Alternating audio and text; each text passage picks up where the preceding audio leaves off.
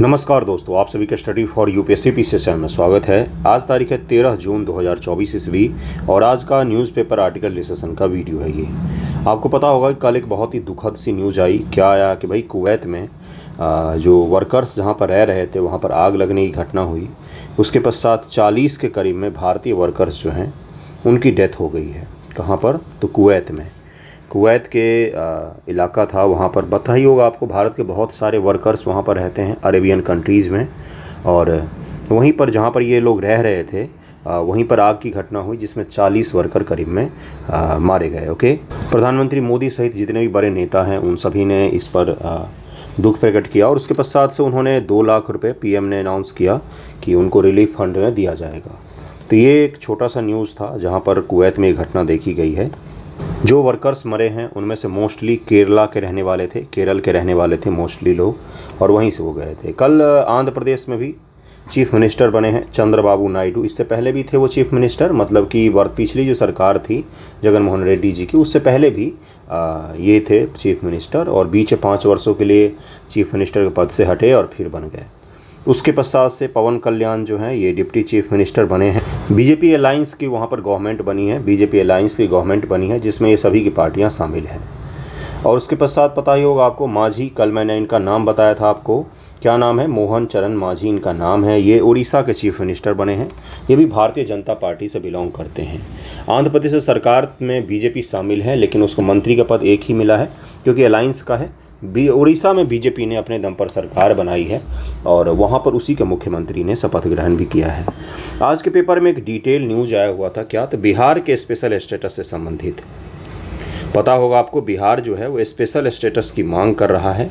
और special status क्या होता है, क्यों मांग कर रहा है, बिहार का मांग कितना जायज़ है, किस प्रकार से मांग की जाती है और कौन कौन से राज्य मांग कर सकते हैं इसकी बिहार को देने के पश्चात, इन सभी चीज़ों को हम लोग डिटेल में समझेंगे। तो स्पेशल स्टेटस किस प्रकार से दिया जाता है, कब से शुरू हुआ ये, किसको पहले दिया गया, इन सभी चीज़ों को हम लोग देखेंगे क्योंकि न्यूज़पेपर में आया हुआ है तो उसको डिटेल में हम लोग समझते हैं।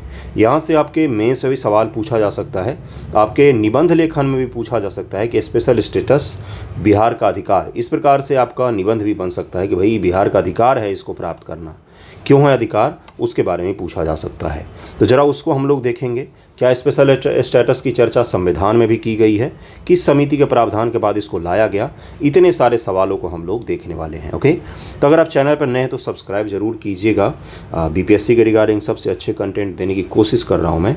चलिए देखते हैं। ओके, विशेष श्रेणी का दर्जा के लिए कुछ समय पहले पिछली गवर्नमेंट में जब बिहार में आरजेडी और जेडीयू का कंबाइंड गवर्नमेंट था, तब क्या किया गया था कि बिहार के विधानसभा में एक प्रस्ताव पारित किया गया था कि हमें क्या मिलना चाहिए, हमें स्पेशल स्टेटस मिलना ही चाहिए। और उसे वो क्यों पारित किया गया था, किस आधार पर पारित किया गया था? तो जब बिहार में सोशियो इकोनॉमिक सर्वे किया गया, जब सामाजिक और जातिगत जनगणना हुआ, सामाजिक आर्थिक जातिगत जनगणना, तो उसमें ये निकल कर आया कि भाई बिहार अभी भी बहुत पिछड़ा हुआ है। लेकिन विडंबना देखिए कि जो दोनों पार्टियां थी सरकार में, वो दोनों पार्टी पिछले 1990 ईस्वी से, अब जोड़ लीजिए, कुछ सालों बाद, 6 साल बाद 40 साल हो जाएंगे, पिछले कुछ वर्षों से बिहार को रूल कर रहे हैं ये पार्टियां, और फिर भी इतनी हालत पुअर थी और इसके लिए केंद्र सरकार को दोषी ठहरा रहे थे। तो ये भी दूसरा पक्ष है जो देखने की ज़रूरत है कि पहले लालू जी थे 15 साल और अभी 15 साल नीतीश कुमार जी हैं, लेकिन काम के नाम पर पिछड़ापन लेके आ जाते हैं सामने कि हमारे यहाँ पर पिछड़े लोग हैं। 40 साल में आपने क्यों नहीं उत्थान किया? उड़ीसा पिछड़ा हुआ राज्य था 40 साल पहले, उसमें बहुत बदलाव आया है। एमपी में भी बदलाव आया, बिहार में क्यों नहीं आया? कभी इस पर ही बातचीत होनी चाहिए। चलिए देखिए इसमें क्या है कि स्पेशल स्टेटस में क्या है। बिहार जातिगत आधारित सर्वेक्षण 2022 के निष्कर्षों की पृष्ठभूमि में उठी थी आवाज़ और भी, जिससे पता चला कि बिहार की लगभग 1/3 आबादी निर्धनता में जीवन यापन कर रही है। बिहार की 1/3 आबादी जो है वो निर्धनता में जीवन यापन कर रही है। और जिस पार्टी की सरकार थी, उसी पार्टी की पिछले 15 वर्षों सरकार थी, एक बार भी उससे किसी ने भी नहीं पूछा क्यों कर रही है, आपने क्या क्या एफर्ट किए हैं, कौन से ऐसे एफर्ट किए हैं आपने जिसके कारण से इनको निकाला जा सकता था। जो नहीं भी जी रहे हैं निर्धनता में, वो बाहर जाके जी रहे हैं, बाहर से पैसे कमा कर ला रहे हैं। राज्य में उनके पास कोई इकोनॉमिक साधन है ही नहीं, यही सच्चाई है। विशेष श्रेणी का दर्जा क्या होता है, ध्यानपूर्वक देखिएगा इसके क्राइटेरिया को, क्राइटेरिया पूछा जाता है। SCS भौगोलिक तथा सामाजिक आर्थिक नुकसान का सामना करने वाले राज्यों के विकास में सहायता के लिए केंद्र द्वारा निर्धारित एक वर्गीकरण है। केंद्र सरकार क्या करता है कि भाई जो राज्य पिछड़े हैं उनके लिए एक वर्गीकरण तय किया गया है कि भाई कुछ पिछड़े राज्यों को हम लोग अलग से वित्तीय सहायता वगैरह देंगे और उनको फंडिंग वगैरह भी कम देना पड़ेगा। संविधान SCS के लिए कोई प्रावधान नहीं करता है। संविधान में कोई प्रावधान नहीं है स्पेशल राज्यों के लिए, संविधान में कोई प्रावधान नहीं है स्पेशल दर्जा देने के लिए। तथा यह वर्गीकरण बाद में 1969 में 5वें वित्त आयोग की सिफारिश के बाद किया गया था। एक चीज़ और ध्यान में रखिएगा, स्पेशल स्टेटस ये इकोनॉमिक रूप से मांगा जा रहा है। वैसे स्पेशल स्टेटस के राज्य हैं 371 आर्टिकल में आप पढ़ते हैं बहुत सारे राज्यों के नाम की, नागालैंड है, मणिपुर है, मेघालय है, उन सभी का नाम वो अलग दर्जा है, वो अलग दर्जा है, वो जनजातीय आधार पर उनको दिया गया, जनजातीय क्षेत्रों का आधार पर उनको अलग दर्जा दिया जाता है स्पेशल स्टेटस। लेकिन उसका ये मतलब नहीं है कि उनको इकोनॉमिक रूप से भी दिया गया, नहीं, इकोनॉमिक आधार पर किसी को नहीं दिया गया था और संविधान में वर्णन नहीं है। बाद में वित्त आयोग के सिफारिश के आधार पर, फाइनेंस कमीशन की सिफारिश के आधार पर इस पर शुरू किया गया था 1969 में। पहली बार 1969 में जम्मू कश्मीर, असम तथा नागालैंड को यह दर्जा प्रदान किया गया। पूर्व में योजना आयोग के राष्ट्रीय विकास परिषद द्वारा योजना के तहत सहायता के लिए SCS प्रदान किया गया था। असम, नागालैंड, हिमाचल, मणिपुर, मेघालय, सिक्किम, त्रिपुरा, अरुणाचल, मिजोरम, उत्तराखंड, तेलंगाना सहित 11 राज्यों को विशेष श्रेणी का दर्जा दिया गया। भारत के सबसे नए राज्य तेलंगाना को यह दर्जा दिया गया क्योंकि इसे दूसरे राज्य आंध्र प्रदेश से अलग कर गठित किया गया था। SCS विशेष दर्जे से भिन्न है। स्पेशल अभी जो मैंने आपको बताया कि ये विशेष दर्जे से भिन्न है। जो जम्मू कश्मीर को मिला हुआ था आर्टिकल 370 रद्द होने से पहले, वो विशेष दर्जा अलग था, उसमें आपको संवैधानिक रूप से विशेष दर्जा दिया जाता है। इसमें क्या है, केवल आर्थिक पहलुओं पर ध्यान केंद्रित किया जाता है। SCS केवल आर्थिक और वित्तीय पहलुओं पर ध्यान केंद्रित करता है। अभी मैंने आपको ये समझाया पूरा कि जैसे नागालैंड को भी पहले भी प्राप्त है SCS का दर्जा, उसको संविधान में आर्टिकल मिलाकर मिला हुआ है।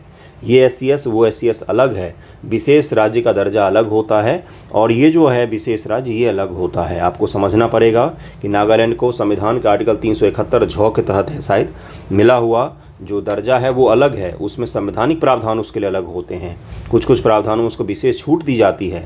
लेकिन ये जो स्पेशल कैटेगरी के राज्य होते हैं, स्पेशल स्टेटस जो बिहार मांग कर रहा है, ये क्या है बंधुओं, तो ये है आपका कि भाई इसमें वित्तीय और केवल आर्थिक पहलुओं को ध्यान में रखकर दिया जाता है। निर्धारण गॉडगिल सिफारिश पर आधारित है। गॉडगिल समिति किससे संबंधित है, तो स्पेशल स्टेटस जो राज्यों को दिया जाता है उससे संबंधित है। पहाड़ी इलाका होना चाहिए। संविधान में क्या वर्णन है इसका क्राइटेरिया का, नहीं, ये समिति गॉडगिल समिति के सिफारिशों पर दिया जाता है। कम जनसंख्या घनत्व या जनजातीय जनसंख्या का बड़ा हिस्सा, पड़ोसी देश के साथ सीमाओं पर सामरिक स्थिति, आर्थिक तथा आधारभूत संरचना में पिछड़ापन, राज्य के वित्त की अव्यवहार्य प्रकृति, इन सभी के कारणों से उसको स्पेशल स्टेटस दिया जाता है। ये क्राइटेरिया फुलफिल करेंगे तो आपको दिया जा सकता है स्पेशल स्टेटस। लाभ अतीत में SCS राज्यों को गॉडगिल मुखर्जी फार्मूला द्वारा निर्धारित लगभग 30% केंद्रीय सहायता मिलती थी। 14वें-15वें वित्त आयोग की सिफारिश तथा योजना आयोग के विघटन के बाद SCS राज्यों की यह सहायता सभी राज्यों के लिए वितरण pool fund, divisible pool funds के बड़े हस्तांतरण में शामिल कर दी गई, जो कि 15वें वित्त आयोग के बाद 32% से 41% तक बढ़ा दिया गया है। अब इनको फंडिंग ज़्यादा मिलती है। शुरुआत में 30% मिलती थी, अब ये 41% तक हो गया है। बस इतना भी अगर आप ध्यान रखेंगे तो आपको सही रहेगा। अगला देखिए, किसी भी केंद्र प्रायोजित योजना में इनको 90% तक का जो इनका भुगतान है वो केंद्र सरकार कर देती है। केंद्र विशेष श्रेणी दर्जा प्राप्त राज्यों को केंद्र प्रायोजित योजना में आवश्यक धनराशि का 90% भुगतान करता है, जबकि अन्य राज्यों के मामले में 60 या 75% ही धनराशि भुगतान किया जाता है। जैसा भी वर्तमान में कोई सरकार की योजना लेकर आई, सेंट्रली स्पॉन्सर्ड योजना, एक होता है सेंट्रल सेक्टर योजना जिसमें 100% केंद्र सरकार वहन करती है, एक होता है सेंट्रल स्पॉन्सर्ड योजना जिसमें केंद्र सरकार कोई योजना लेकर आएगी, बोलेगी हम 60 रुपया दे रहे हैं, आप 40 रुपया लगाइए और योजना को क्रियान्वित कीजिए। ये सामान्य राज्यों के लिए होता है, जैसे वर्तमान में बिहार को इतना ही पे करना पड़ता है। लेकिन वही योजना के लिए कोई स्पेशल कैटेगरी का राज्य है, जैसे हिमाचल या उत्तराखंड है, तो उसको कितना देना पड़ेगा, 10 रुपया, बाकी 90 रुपया केंद्र सरकार दे देगी। तो ये फायदा होता है किसका, तो स्पेशल स्टेटस का। एक वित्तीय वर्ष में खर्च नहीं किया गया धन आगामी सत्र के लिए संरक्षित कर दिया जाता है और समाप्त नहीं होता है। इन राज्यों को उत्पाद शुल्क, सीमा शुल्क, आयकर, कॉर्पोरेट कर में महत्वपूर्ण रियायतें प्रदान की जाती है। केंद्र के सकल बजट का 30% विशेष राज्यों को जाता है। अब बिहार क्यों मांग कर रहा है, बिहार में आर्थिक असमानताएं बहुत ज़्यादा है, जब इस पर आप आंसर राइटिंग करें तो क्या करना होगा, ज़रा सोचिए क्या करना होगा।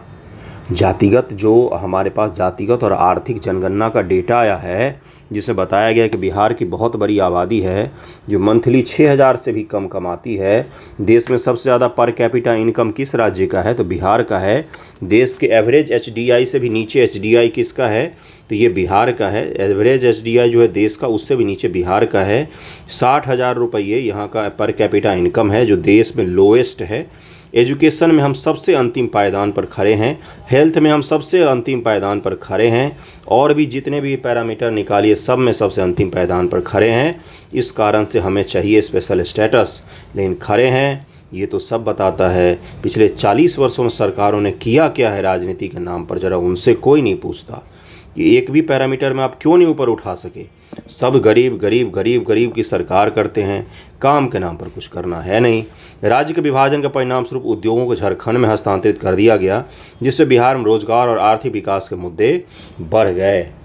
अब सोचिए ज़रा, बिहार ने आपको पता होगा कि आज़ादी के पश्चात सबसे तेज इंडस्ट्रियलाइजेशन, औद्योगिकरण किसी एक स्टेट का हुआ तो वो था बिहार। झारखंड पूरे उद्योग से पट दिए गए। बोकारो से लेकर, जमशेदपुर से लेकर, झरिया से लेकर सारे इलाके आपको उद्योग से भरे पड़े मिलेंगे। वो सब पहले बिहार में ही थे। पहले बिहार के लोग जॉब करने के लिए, अभी भी आपके घर, आपके आस पड़ोस में कोई ना कोई होंगे जो इन्हीं सब शहरों, बोकारो, रांची, धनबाद, जमशेदपुर, इन सब जगहों पर जॉब कर रहे होंगे, क्योंकि अपने ही राज्यों में लोगों को जॉब मिल जाता था। जैसे पश्चिमी यूपी के लोग, पश्चिमी यूपी में लोग आते हैं, पूर्वी यूपी के लोग जॉब करने, तो यूपी में ही रहते हैं, भले ही घर से दूर हो जाते हैं। ये मैं क्या कह रहा हूँ आपको, लेकिन हुआ क्या, 2000 ईस्वी में अतार्किक ढंग से विभाजन किया गया और काट के अलग कर दिया आधे राज्य को, जो डेवलप हुआ था थोड़ा बहुत। उसके पश्चात हमारे हाथ में क्या बचा, तो लालू यादव जी और नीतीश जी बचे दो, और उन्होंने खेल किया। देखिए क्या ही सुंदर खेल किया है, सारे पैरामीटर नीचे हैं। 2024 में हम लोग डिस्कस कर रहे हैं कि हम आर्थिक रूप से पिछड़े हैं। प्राकृतिक आपदाएं, राज्य उत्तरी क्षेत्र में बाढ़, दक्षिणी भाग में गंभीर सूखे जैसी प्राकृतिक आपदाओं से जूझ रहा है। बार बार आने वाली आपदाएं कृषि गतिविधियों को बाधित करती हैं, जिससे आजीविका और आर्थिक स्थिरता उत्पन्न होती है, प्रभावित होती है। बुनियादी ढांचे की कमी है, विशेषकर सिंचाई सुविधा, जल आपूर्ति के मामले में पर्याप्त बना हुआ है। सिंचाई के पर्याप्त साधनों का अभाव है, कृषि उत्पादकता को प्रभावित करती है। आबादी के एक बड़े हिस्से के लिए आजीविका का प्राथमिक स्रोत यही है। गरीबी और सामाजिक विकास बहुत ज़्यादा अपने यहाँ पर बाधित है। बिहार में गरीबी उच्च दर की है, सबसे ज़्यादा गरीबी है। नीति आयोग की रिपोर्ट के हिसाब से 48% से ज़्यादा जो पॉपुलेशन है बिहार की, वो गरीबी रेखा में जी रही है। 48% देश के, बिहार राज्य की आधी आबादी। यहाँ बड़ी संख्या में परिवार गरीबी रेखा से नीचे रहते हैं। लगभग 54,000 रुपये प्रति व्यक्ति सकल घरेलू उत्पाद के साथ बिहार लगभग सबसे गरीब राज्यों में से एक रहा है। बिहार में 94 लाख गरीब परिवार हैं, जो SCS देने से सरकार को अगले 5 वर्षों में विभिन्न कल्याण उपायों के लिए आवश्यक 2.5 लाख करोड़ रुपये बचाने में मदद करेंगे। SCS जब मिलेगा तो बिहार सरकार को केंद्र सरकार भारी भरकम मात्रा में पैसे, रुपया वगैरह देगी, और उससे वो अपने लोगों की मदद कर सकेगा। विकास के लिए वित्त पोषण, SCS की मांग का उद्देश्य केंद्र सरकार से पर्याप्त वित्तीय सहायता प्राप्त करना है, जिससे बिहार को विकास परियोजनाओं के लिए आवश्यक धन प्राप्त करने, लंबे समय से चली आ रही सामाजिक आर्थिक चुनौतियों का समाधान करने में सहायता मिलेगी, ऐसा कहा जा रहा है। क्या बिहार SCS के अनुदान हेतु मानदंड को पूरा करता है? क्या ये क्राइटेरिया को फुलफिल करता है? यद्यपि बिहार SCS के अनुदान के आर्थिक मानदंडों को पूरा करता है, अधिकांश मानदंडों को पूरा करता है, लेकिन यह पहाड़ी इलाकों और भौगोलिक रूप से विषम क्षेत्रों की आवश्यकता को पूरा नहीं करता है, क्योंकि बिहार के पास सुदृढ़ मैदानी भाग है। पहाड़ी इलाका यहाँ पर 9 के बराबर में है, मिट्टी उपजाऊ है, और यहाँ पर कोई जनजातीय आबादी बहुत ज़्यादा नहीं है, और यहाँ पर आर्थिक विषमता भले ही है। बुनियादी ढांचे के विकास की कठिनाई के प्राथमिक कारण माना जाता है। 2013 में केंद्र सरकार द्वारा गठित रघुराम राजन समिति, अब इसी समिति के बारे में पूछ लेगा तो आप बोलेंगे ये कब हुआ, मैंने तो कुछ सुना ही नहीं था, ने बिहार को अल्प विकसित श्रेणी में रखा और SCS के बजाय बहुआयामी सूचकांक पर आधारित एक नई पद्धति का सुझाव दिया था। रघुराम राजन जी ने बोला कि स्पेशल कैटेगरी का स्टेटस जो आप देते हैं, उससे अच्छा है कि मल्टी डायमेंशनल एक इंडेक्स बनाइए और उसके आधार पर राज्यों को विभाजित कर उनको आप मदद कर सकते हैं, अगर आपको करना ही है तो, जिस पर राज्य के सामाजिक आर्थिक पिछड़ेपन को दूर करने के लिए पुनः विचार किया जा सकता है। ये बोला रघुराम राजन जी की समिति ने, जिसको 2013 में गठित किया गया है। चलिए आगे चलें। बिहार का स्पेशल स्टेटस से जुड़ा हुआ कोई भी सवाल आएगा तो इससे बाहर नहीं आएगा। बाकी मैंने आपको लिखने के लिए क्या सुझाव दिया है कि बिहार की सामाजिक आर्थिक जो जनगणना है उसको ज़रूर यूज करें, उसको ज़रूर लिखें। ओके, बाकी कुछ नेताओं का मैंने नाम लिया है, उसको लेकर हर्ट ना हो। बोलने की अगर स्वतंत्रता नहीं होगी मुझे तो मैं आपको कैसे सही से पढ़ा पाऊँगा, तो इसलिए मैंने नाम लेता हूँ ताकि आप डायरेक्ट समझें कि मैं क्या कहना चाह रहा हूँ। राजनीति भी होती है और काम भी होता है, लेकिन काम कम होता है, राजनीति ज़्यादा होती है। ओके, चलिए अगले टॉपिक पर चलते हैं। सतनामी विद्रोह को समझेंगे, क्यों समझेंगे और भी कौन कौन से न्यूज़ हैं वो सभी देखिए। अगला न्यूज़ देखिए कि कौन है, तो ये हैं राजीव तारनाथ। ये इनकी डेथ हो गई। ये भारतीय संगीत के क्लासिकल इंडियन म्यूजिक के बहुत बड़े आर्टिस्ट थे।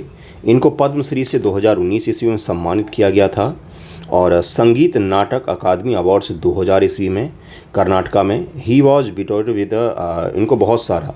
इनको इतने अवार्ड मिले हैं। लेकिन आप मुख्य रूप से क्या ध्यान रखिएगा कि पद्मश्री इनको 2019 ईस्वी में मिला था। आपसे ये पूछा जाएगा कि हाल ही में राजीव तारनाथ जी का निधन हुआ, वो कला के किस क्षेत्र से बिलोंग करते थे, तो कला में वो संगीत से बिलोंग करते थे। कई बार आपको डायरेक्ट फील्ड ही पूछ लिया जाता, तो वो किस फील्ड से बिलोंग करते थे, विज्ञान, कला, लेखन, तो वो कला से बिलोंग करते थे। इंडियन क्लासिकल म्यूजिक, भारतीय म्यूजिक जो क्लासिकल है उसमें दो धारा है। एक है कौन सा, तो हिंदुस्तानी म्यूजिक जो नॉर्थ इंडिया में चलता है, नॉर्थ इंडिया में हिंदुस्तानी चलता है, और कार्नेटिक म्यूजिक, कर्नाटक संगीत जिसको कहा जाता है। नाम भले ही कर्नाटक है लेकिन सारे जो द्रविडियन स्टेट है अपने सभी जगहों पर चलता है। जैसे आपका हो गया तेलंगाना, कर्नाटक, आंध्रा, तमिलनाडु, केरल, इन सभी राज्यों में जो अपने पुराने भारत दक्षिण के राज्य हैं सारे, जहाँ पर पुराना कार्नेटिक संगीत चलता है। कार्नेटिक संगीत की खासियत ये है, और हिंदुस्तानी संगीत में डिफरेंस पूछा जाता है।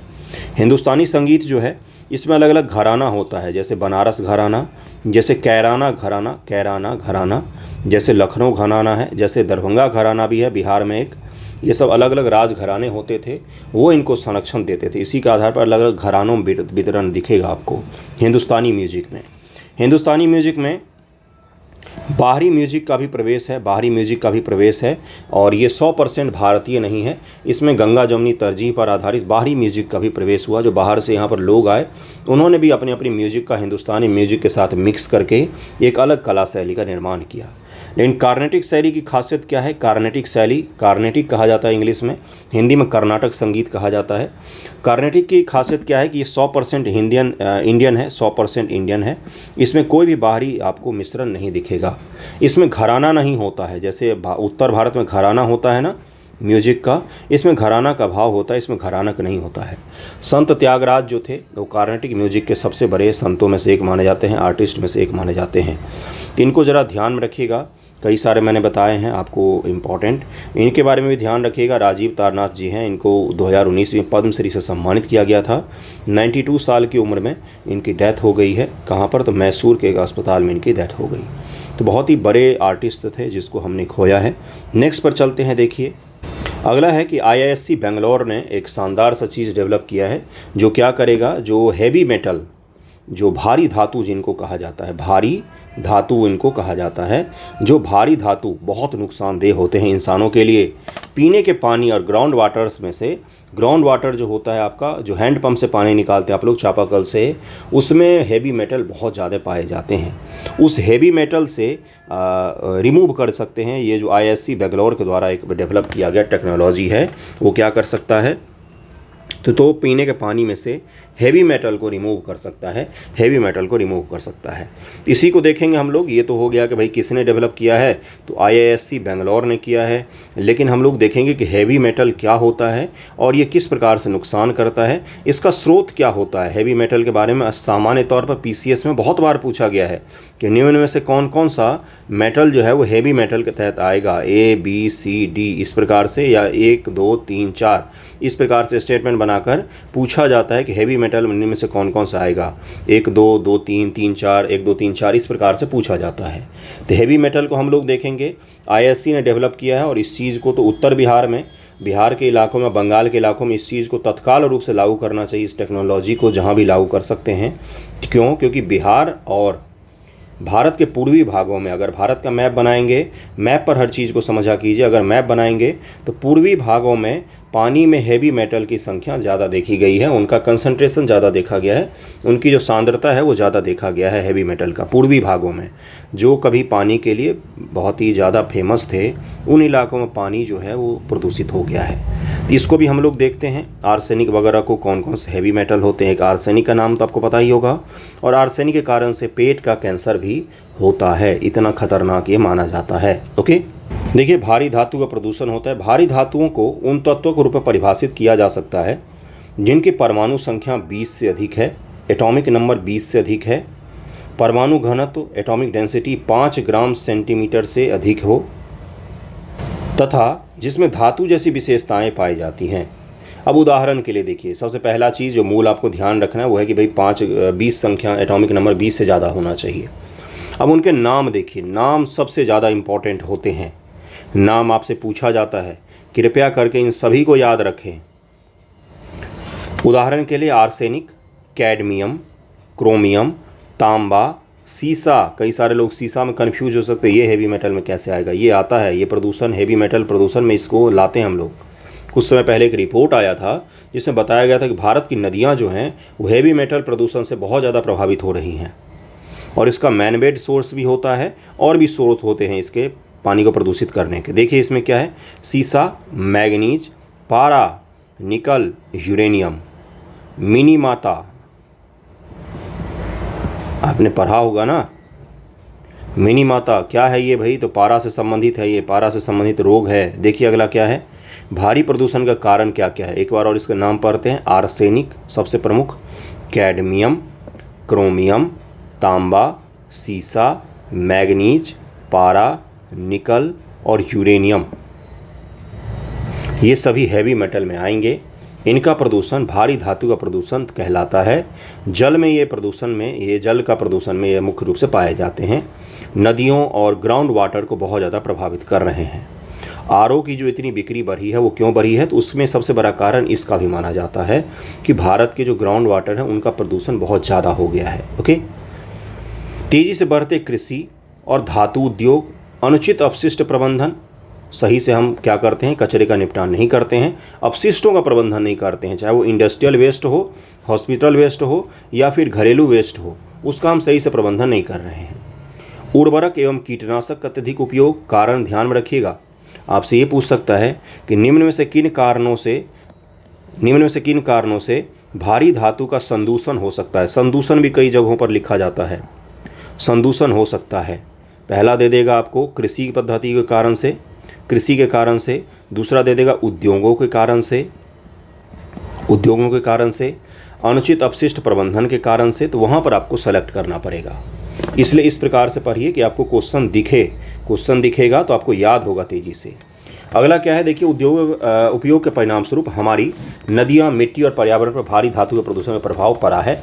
भूजल में भारी धातु का प्राथमिक स्रोत, अब भौम जल में जो प्राइमरी सोर्स है इनके प्रदूषण का, वो है आपका कृषि, औद्योगिक संचालन, लैंड फिलिंग, खनन व परिवहन। ये 5 ऐसे क्षेत्र हैं जो प्राइमरी सोर्स हैं, जो ग्राउंड वाटर का पॉल्यूशन हो रहा है उसमें।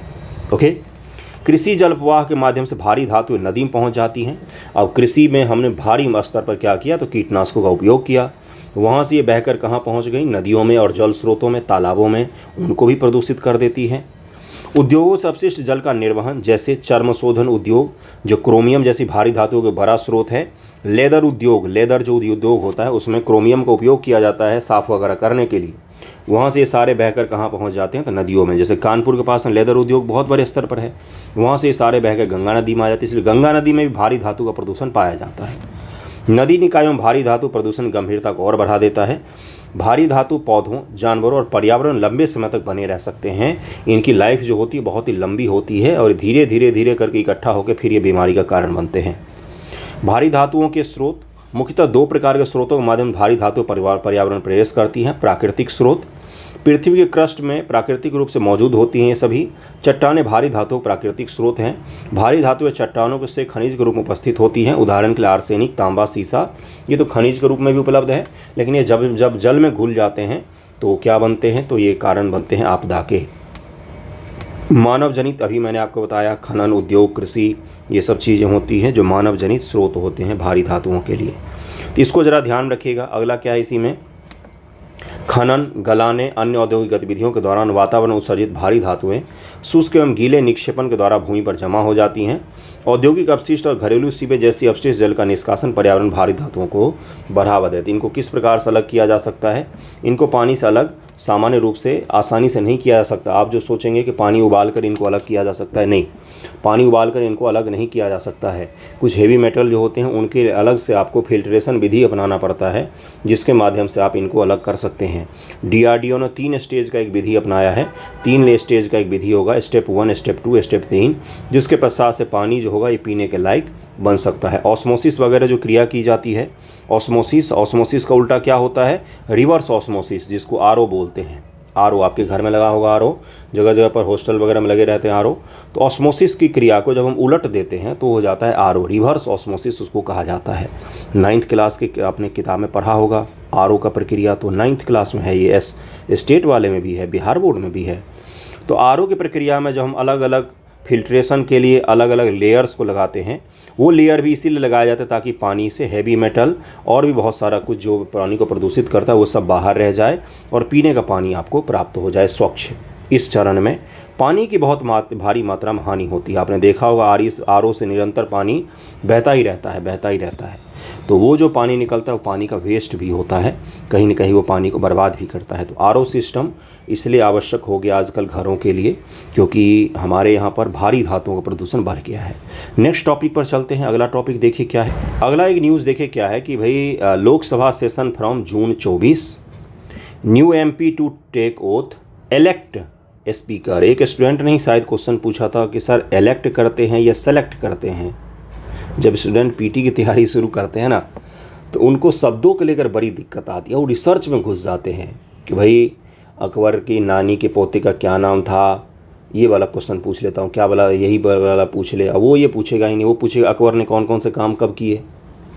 तो ठीक है, कन्फ्यूजन होगा ही आपको, उसमें कोई दिक्कत नहीं है। एलेक्ट करते हैं, एलेक्ट किया जाता है स्पीकर को आधे से अधिक साधारण बहुमत, क्या बोला जाता है उसको बंधुओं? साधारण, ओके, सिंपल मेजॉरिटी के द्वारा साधारण बहुमत यानी कि 50% + 1 ने अगर चुन लिया किसी स्पीकर को तो उनको इलेक्ट कर लिया जाएगा। स्पीकर को इलेक्ट किया जाएगा। स्पीकर को इलेक्ट कैसे किया जाता है? तो भाई प्रोटेम स्पीकर को नियुक्त करेंगे राष्ट्रपति महोदय। सारा मैं पढ़ा चुका हूँ। मैंने इलेक्शन के बाद 3 बड़े न्यूज़ को कवर किया था। एक था विपक्ष की पार्टी के नेता, दूसरा का क्या था तो मंत्रिपरिषद, और एक था आपका स्पीकर। ये 3 सबसे महत्वपूर्ण चीज़ें हैं इस इलेक्शन के बाद। ये तीनों आपको पता होनी चाहिए। स्पेशल स्टेटस की एक चर्चा थी, वो भी मैंने आज कंप्लीट कर दिया है आपका। तो ध्यानपूर्वक इसको देखा कीजिए। इन सब न्यूज़ को जब पढ़ते हैं न्यूज़ तो उसके शब्दों पर ध्यान देंगे तो आपके क्वेश्चंस सॉल्व करने में थोड़ी सी मदद हो जाएगी। इलेक्ट किया जाएगा स्पीकर को, उनको चुना जाएगा। सदन के सदस्य होने चाहिए स्पीकर महोदय। स्पीकर महोदय सदन का सदस्य होना चाहिए, और सदन के सदस्य जब वो होंगे तो उसी में से एक सदस्य को चुना जाता है। सामान्य तौर पर लोकसभा के जो अध्यक्ष होते हैं, जो संसद की परिपाटी है उसके हिसाब से अध्यक्ष जो होते हैं वो कहाँ से होंगे? तो वो रूलिंग पार्टी से होते हैं। लेकिन जो लोकसभा के उपाध्यक्ष होते हैं, कल ही मैंने UPSC PYQ सॉल्व करवाया है, देखते नहीं हैं आप लोग, देखा कीजिए, बहुत बेनिफिट होगा, यकीन मानिए बहुत बेनिफिट होगा। 10वीं लोकसभा के पश्चात से एक परिपाटी बन गई है, एक परंपरा बन गया है, कहीं कोई लिखित नहीं है। संविधान, UPSC ने पूछा कि संविधान में लिखित है कि उपाध्यक्ष और अध्यक्ष जो हैं ये क्रमशः रूलिंग पार्टी और अपोजिशन पार्टी से होंगे। UPSC ने सवाल पूछा है गुरु, तो आपसे भी पूछा जा सकता है, देखा कीजिए उसको। तो 10वीं लोकसभा के पश्चात से सामान्य परिपाटी बन गया कि भाई उपाध्यक्ष महोदय कहाँ से होंगे? तो विपक्षी पार्टी से होंगे। लेकिन पिछली लोकसभा में हुआ क्या, जब ओम बिरला जी अध्यक्ष थे तो उपाध्यक्ष का इलेक्शन ही नहीं हुआ, उनको नहीं इलेक्ट किया गया, उनको बिल्कुल इलेक्ट नहीं किया गया, क्योंकि उपाध्यक्ष की ज़रूरत ही नहीं पड़ी। ओम बिरला जी ने खुद ही सारा काम किया, और जो काम बचे भी तो वो बिना किसी को पद दिए हुए तात्कालिक रूप से किसी को बैठा कर उन्होंने काम निकाल लिया। तो ये है, इसका 24 जून से शुरू हो रहा है, और उसके पश्चात बजट भी आएगा इस सेशन में, आपको पता होना चाहिए।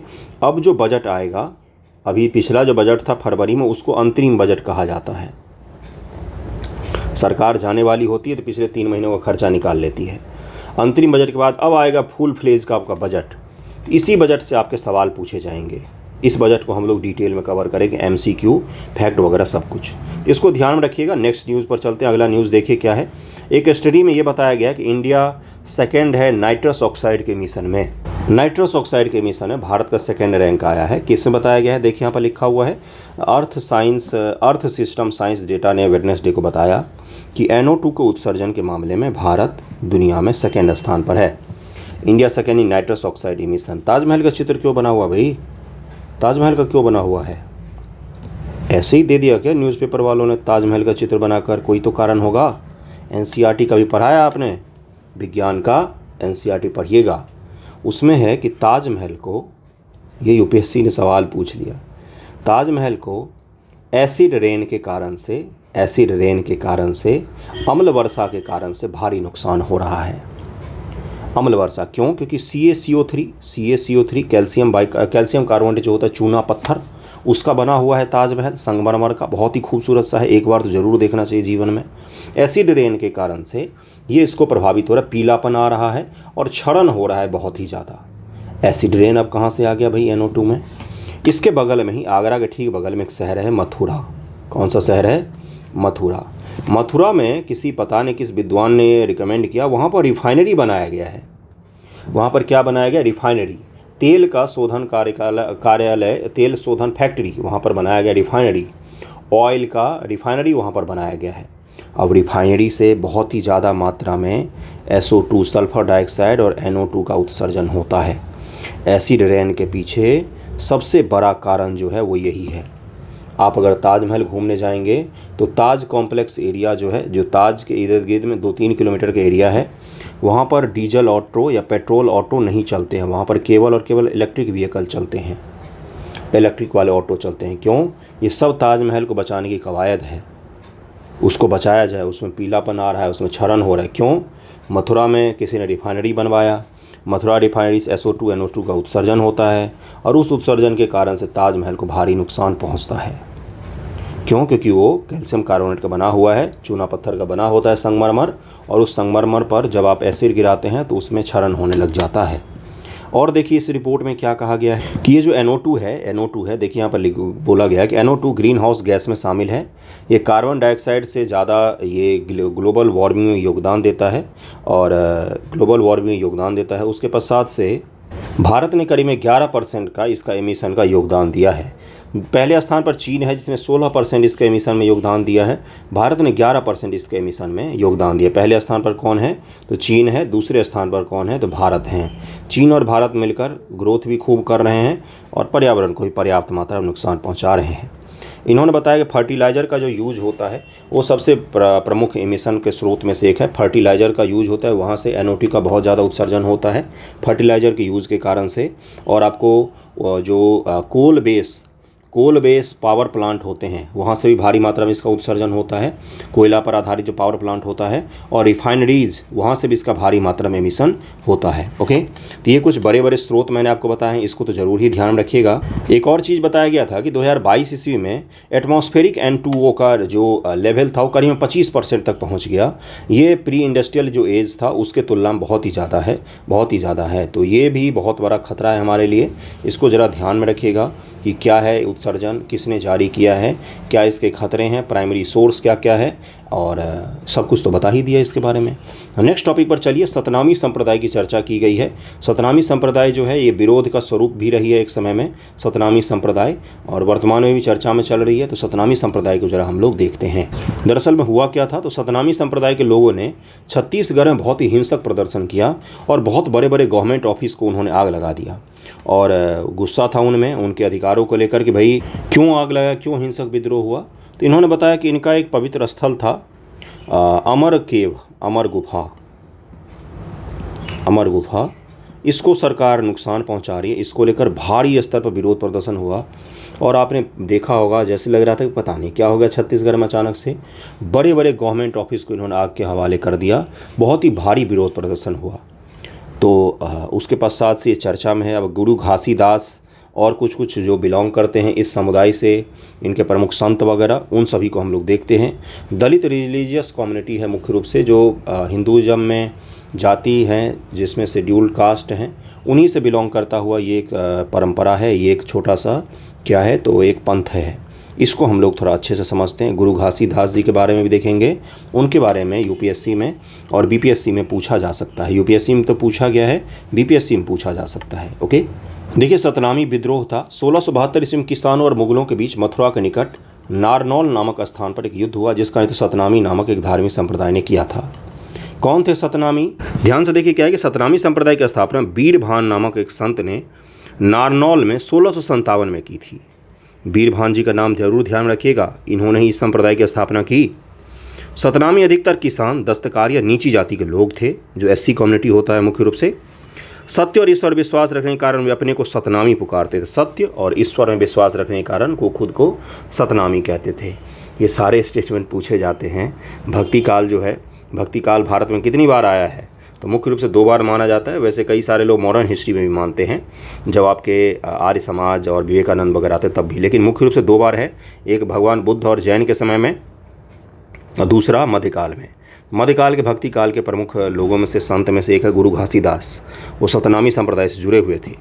सतनामियों में एकेश्वरवादी संप्रदाय कहा जाता है। ये वेरी वेरी इंपॉर्टेंट है। एक ही ईश्वर की पूजा करते हैं। जैसे आप लोग क्या हैं, मोस्टली जो हिंदू लोग हैं ये एकेश्वरवादी नहीं होते हैं, ये एक से अधिक ईश्वरों की पूजा करते हैं। इनमें धार्मिक ग्रंथ को पोथी कहा जाता है, ये भी ध्यान रखिएगा। सतनामी अपने संपूर्ण शरीर के बालों को मुंड कर रखते हैं, इसके कारण ये मुंडिया भी कहा जाता है। मुंडिया भी कहा जाता है। ये सारे आपको ध्यान में रखने हैं। मुंडिया किस संप्रदाय के लोगों को कहा जाता है? तो सतनामियों को कहा जाता है। संपूर्ण शरीर के बालों को मुड़ा कर रखते हैं, बिल्कुल ऊपर से नीचे शानदार सपाट, है ना। विद्रोह के कारण क्या है? सतनामी विद्रोह की शुरुआत एक सतनामी और मुगल सैनिक अधिकारी के बीच झगड़े को लेकर हुई थी। विद्रोह तब भड़क उठा जब मुगल सैनिकों ने सतनामियों को मार डाला। सतनामियों में बदला लेने के लिए सैनिकों को मार डाला, बदले में और मुगल सैनिकों को भेजा गया। इस विद्रोह को तब कुचला जा सका जब औरंगजेब ने विद्रोह की कमान संभाली और सतनामी को कुचलने के लिए तोपखाने के साथ 10,000 सैनिकों को भेजा था। विद्रोह का प्रतीक रहा है सतनामी संप्रदाय। विद्रोह को दबाने में स्थानीय हिंदू जमींदार, जिनसे अधिकतर राजपूत थे, ने मुगलों का साथ दिया था। उसके पश्चात इस विद्रोह को दबाया जा सका। तो सतनामी संप्रदाय यही है। गुरु घासीदास भी इससे संबंधित हैं। इनको मुंडिया भी कहा जाता है। सारा कुछ ध्यान रखिएगा। आज का वीडियो यहीं पर एंड करते हैं। कैसा लगा है ज़रूर बताइएगा। 70 बीपीएससी पीटी को लेकर टेस्ट चल रहा है अपना, अगर ज्वाइन करना हो तो मैसेज कर सकते हैं। थैंक यू सो मच आप सभी का।